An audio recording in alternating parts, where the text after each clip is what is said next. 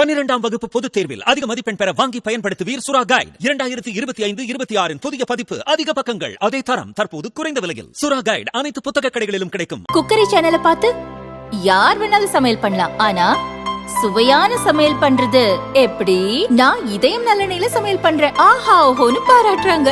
நீங்களும் இதயம் நல்லெண்ணெயில சமையல் பண்ணுங்க, பாராட்ட வாங்குங்க. தினம் தோறும் வாங்குவே இதயம். இந்திய தொழிலதிபர் கௌதம் அதானி பல கோடி ரூபாய் முறைகேட்டில் ஈடுபட்டதாக கூறி அவருக்கு அமெரிக்க கோர்ட் கைது வாரண்ட் பிறப்பித்துள்ளது.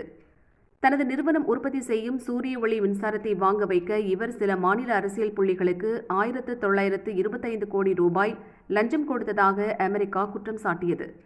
இந்த விவகாரம் இந்திய அரசியல் களத்தில் கடுமையாக எதிரொலித்துள்ளது. அதானி விவகாரம் குறித்து விசாரணை நடத்த வேண்டும் என்று பார்லிமெண்டில் எதிர்க்கட்சிகள் அமளி செய்து வருகின்றன. இதே விவகாரம் தமிழக அரசியலிலும் புயலை கிளப்பி வருகிறது. காரணம், அதானி லஞ்சம் கொடுத்ததாக அமெரிக்கா சொல்லும் மாநிலங்கள் பட்டியலில் தமிழகத்தின் பெயரும் இருந்தது. இதற்குத்தான் அதானியும் ஸ்டாலினும் சந்தித்தார்களா என்று அதிமுக, பாமக உள்ளிட்ட எதிர்க்கட்சிகள் சந்தேகம் கிளப்பி வருகின்றன. இந்த நிலையில்தான் எதிர்க்கட்சிகள் குற்றச்சாட்டுக்கு பதிலளித்து 10 பக்கத்துக்கு மின்சாரத்துறை அமைச்சர் செந்தில் பாலாஜி அறிக்கை வெளியிட்டுள்ளார். அந்த அறிக்கையில் அவர் கூறியிருக்கும் முக்கிய அம்சங்கள்: தொழிலதிபர் அதானியை முதல்வர் ஸ்டாலின் சந்தித்தது போலவும், அதிக விலை கொடுத்து சோலார் மின்சாரம் வாங்க ஒப்பந்தம் போட்டது போலவும் எதிர்க்கட்சிகள் கற்பனையான கட்டுக்கதையை வெளியிட்டு வருவதற்கு கண்டனம் தெரிவித்துக் கொள்கிறேன். அதானியை முதல்வர் சந்திக்கவும் இல்லை, அவரது நிறுவனத்துடன் திமுக ஆட்சியில் நேரடியாக ஒப்பந்தம் போடவும் இல்லை. அதிமுக ஆட்சியில் சீரற்று கிடந்த மின் வாரியத்தை ஆக்கப்பூர்வமான நடவடிக்கை மூலம் தலை நிமிர வைத்தவர் முதல்வர். அதை பொறுத்துக்கொள்ள முடியாமல் இப்படி அடிப்படை உண்மையில்லாத குற்றச்சாட்டுகளை பரப்பி வருகின்றனர். பிற மாநிலங்களைப் போல தமிழக அரசும் மத்திய அரசின் சோலார் எனர்ஜி கார்ப்பரேஷன் ஆஃப் இந்தியாவுடன் மட்டுமே ஒப்பந்தம் செய்துள்ளது, எந்த ஒரு தனியார் நிறுவனத்துடனும் அல்ல. அதிமுக ஆட்சியில்தான் அதானியின் 5 நிறுவனங்களுடன் 648 மெகாவாட் சோலார் மின்சாரம் பெற ஒப்பந்தம் போடப்பட்டது. 2016 வரை தரும் மின்சாரத்திற்கு 1 யூனிட்டுக்கு 7.01 ரூபாய் என்று விலை நிர்ணயித்தனர். அதன் பிறகு வாங்கிய மின்சாரத்திற்கும் அதே விலையை அதானி நிறுவனம் கேட்டது. ஆனால் 2016க்கு பிறகு ஒப்பந்தப்படி யூனிட்டுக்கு 5.10 ரூபாய் தான் கொடுக்க வேண்டும். எனவே 7.01 ரூபாய் தர நாங்கள் மறுப்பு தெரிவித்தோம். இந்த விவகாரம் தீர்ப்பாயத்துக்கு போனது. அங்கு அதானிக்கு சாதகமாக தீர்ப்பு கிடைத்தது.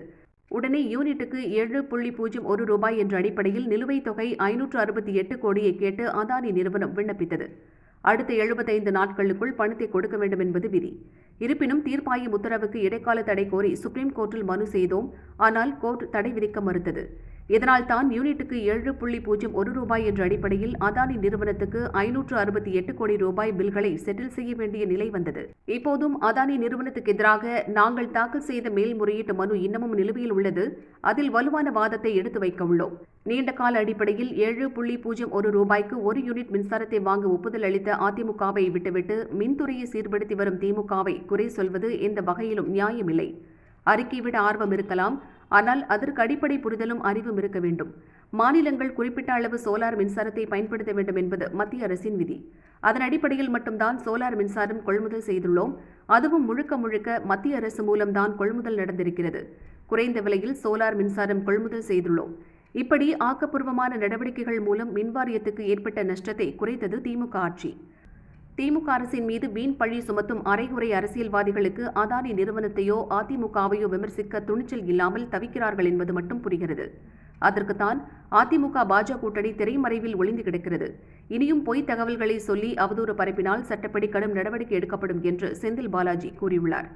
அமெரிக்க அரசின் குற்றச்சாட்டில் சில முக்கிய அம்சங்கள் இடம்பெற்றிருந்தன. தங்கள் சோலார் மின்சாரத்தை வாங்க வைக்க அதானி நிறுவனம் பேரம் நடத்தியது 2021 ஆகஸ்ட் முதல் 2022 பிப்ரவரி மாதம் வரையிலான காலகட்டத்தில்தான். இந்த பேரத்தில் பெரிய அளவில் ஈடுபட்டது ஆந்திர அரசு. அப்போது ஜெகன்மோகன் ரெட்டி முதல்வராக இருந்தார். பேரத்தின்படி ஆந்திர அரசில் இருந்த முக்கிய புள்ளி ஒருவருக்கு 1750 கோடி ரூபாய் வரை அதானி லஞ்சம் கொடுத்தார்.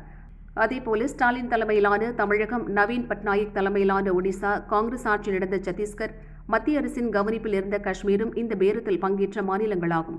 இந்த மாநில அரசாங்கங்களின் முக்கிய புள்ளிகளிடமும் அதானி பேரம் பேசியிருக்கிறார். மொத்த லஞ்ச தொகை 1925 கோடி ரூபாய். அதில் 1750 கோடி ரூபாய் வரை ஆந்திர புள்ளிக்கு போனது. எஞ்சிய தொகை மற்ற 4 மாநில புள்ளிகளுக்கும் போனதாக அமெரிக்கா குற்றம் சாட்டியது. அது மட்டுமின்றி பெரிய அளவில் பேரம் வாங்கிய ஆந்திர புள்ளியுடன் அதானி பல முறை போனில் பேசினார்.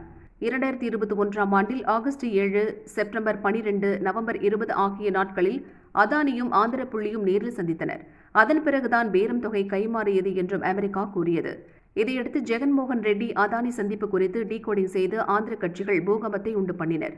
அதே பாணியில்தான் அதானி ஸ்டாலின் சந்திப்பு குறித்து எதிர்க்கட்சியினர் டீகோடிங் செய்ய ஆரம்பித்தனர். ஆனால் குற்றச்சாட்டு செய்தி வெளியாகி 15 நாட்களுக்கு பிறகு அதானியை சந்திக்கவில்லை என்று இப்போது அறிக்கை வந்துள்ளது. அதை ஸ்டாலின் நேரடியாக சொல்லாமல் செந்தில் பாலாஜி மூலம் அறிக்கை வெளியிட்டதும் விமர்சனமாகியிருக்கிறது. அதேபோல் அதிமுக, பாஜ, நாம் தமிழர் என பல கட்சியினர் இந்த விவகாரத்தில் திமுகவை விமர்சித்து வந்தனர். ஆனால் செந்தில் பாலாஜியின் அறிக்கை முழுக்க முழுக்க பாமகவையும் ராமதாஸ், அன்புமணியையும் குறிவைத்து வெளியிடப்பட்டிருப்பதாக அரசியல் விமர்சகர்கள் கூறுகின்றனர். அதானி விவகாரம் குறித்து ராமதாஸ் அறிக்கை வெளியிட்டிருந்தார். அது பற்றி ஸ்டாலினிடம் நிருபர்கள் கேள்வி எழுப்பிய போது அவர் டென்ஷன் ஆனார். அவருக்கு வேறு வேலை இல்லாமல் அறிக்கை வெளியிடுவார் என்று ஸ்டாலின் சாடியது குறிப்பிடத்தக்கது.